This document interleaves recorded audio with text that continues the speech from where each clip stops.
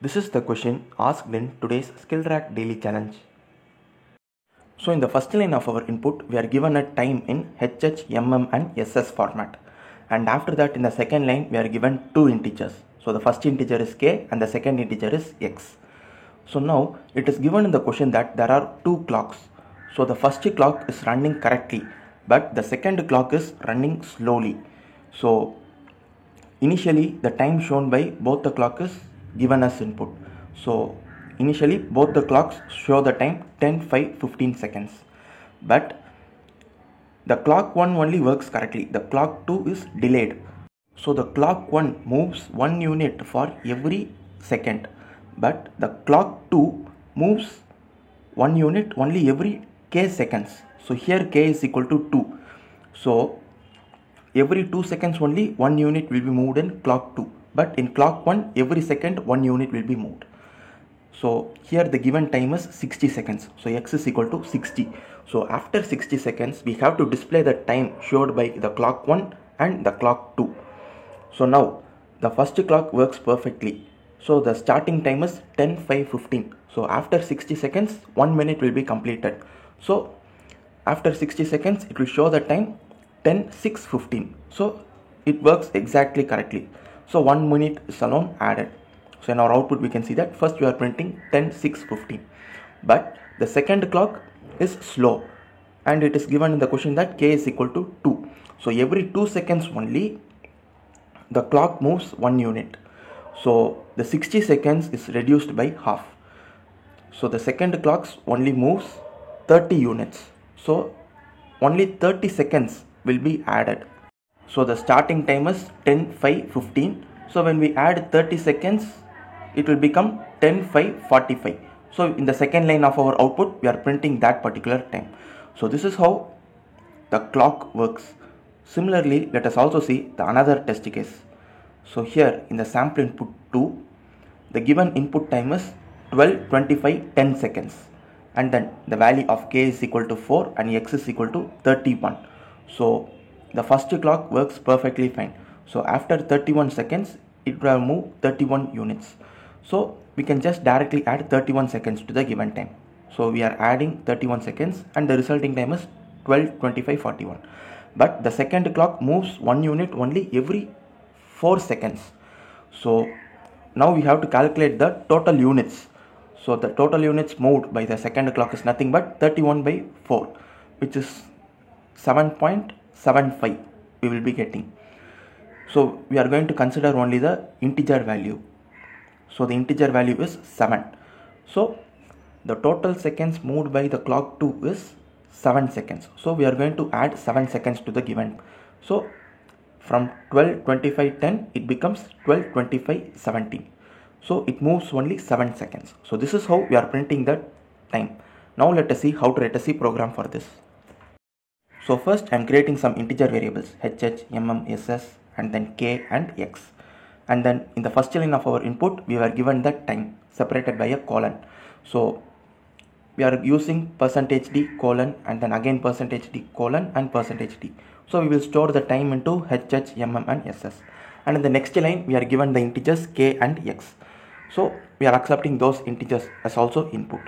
So now what we are going to do is we are going to convert the given input time into seconds and we are going to add our extra seconds and we are going to print it back into HH, MM and SS format.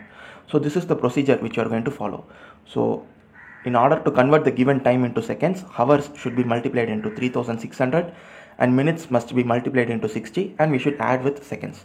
So now the given input time is totally converted into seconds and it is stored in an integer variable named time in seconds. So now we have to calculate the extra seconds. So we are given the value of k and x as input. So first we are going to calculate for the clock 1. So clock 1 works perfectly. So the extra time is nothing but x seconds. So we can just directly add x seconds to the time in seconds. So the given time plus x, so that will be the new time for clock 1. So using a function named print time, we are going to print our output. So in the arguments we are just passing the new time. So the new time is nothing but the given input time in seconds format is stored in the variable named time in seconds. So I'm adding this time in seconds with extra time. So the extra time is nothing but x seconds. So this print time function will print it in HH, MM and SS format. And now we have to do for clock 2. So for clock 2, it is working slowly. So first we have to calculate the extra time for it. So the extra time is nothing but x by k, because it was given in the question that the clock 2 moves 1 unit only every x seconds. So we are performing x by k and we are storing it into this variable named extra time, and again we have to call this function print time. So the given input time in seconds format is stored in the variable named time in seconds. So we have to add it with the extra time and we have to print it. So this print time function will take care of it. So now let us see how we have defined the print time function. So it is of return type void, and in the arguments we are accepting the seconds. So now our task is to convert this seconds into HH, MM and SS format. So the total number of hours, in order to calculate that, we can just divide the seconds by 3600. So that will be the total number of hours. Similarly, in order to calculate the minutes, we should remove the hours and divide by 60. So in order to remove the hours, we will make use of the mod operator. So seconds mod 3600 will be the remaining number of seconds. Now from that remaining number of seconds, we have to calculate the minutes. So I am using by 60. So now we have calculated the minutes and it is stored in mm. Similarly, using the same logic, we have to calculate the remaining number of seconds. So we have to remove hours as well as we have to remove the minutes. So that is how we will be calculating the remaining number of seconds. And once when we have found HH, MM and SS, we can directly print our output in the given format. But as per some of the test cases, our output should be always in 12-hour pattern. So here we are writing extra 2 more lines of code. So whenever HH is greater than 12, we have to do mod operation. So I am setting HH is equal to HH mod 12.